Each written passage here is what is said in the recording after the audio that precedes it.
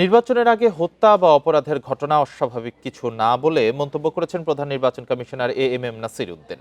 নির্ধারিত দিনে ভোট গ্রহণ নিয়ে কোনো শঙ্কা নেই বলেও জানান তিনি। সকালে রাজধানীর তেজগাঁওয়ে ইউথ ভোটার কর্মসূচির উদ্বোধনী অনুষ্ঠানে কথা বলেন সিইসি। ইনকিলাব মঞ্চের মুখপাত্র হাদির উপর হামলাকে বিচ্ছিন্ন ঘটনা উল্লেখ করে সিইসি বলেন, নির্বাচনের সময় এমন ঘটনা ঘটে, আইনশৃঙ্খলা পরিস্থিতির কোনো অবনতি হয়নি বলেও দাবি করেন তিনি। বলেন, আগেও নির্বাচনের সময় আসিফুল্লাহ মাস্টার ও সাবেক অর্থমন্ত্রী শাহ এএমএস কিবরিয়ার মতো নেতা হত্যাকাণ্ডের শিকার হয়েছিলেন। সিইসি বলেন, ২০২৪ সালের তুলনায় এখনকার পরিস্থিতি বেশ ভালো।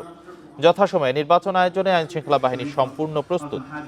নির্বাচন পর্যন্ত যে কোনো পরিস্থিতি মোকাবেলায় প্রস্তুতি রয়েছে বলে জানান তিনি।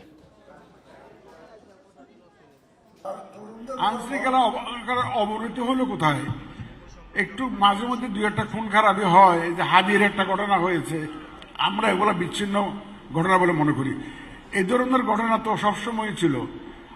আগে কি আহসানুল্লাহ মাস্টার খুন হয় নাই? এরকম তো অনেক আগে হয়েছে, ঘটনা তো অনেক আছে।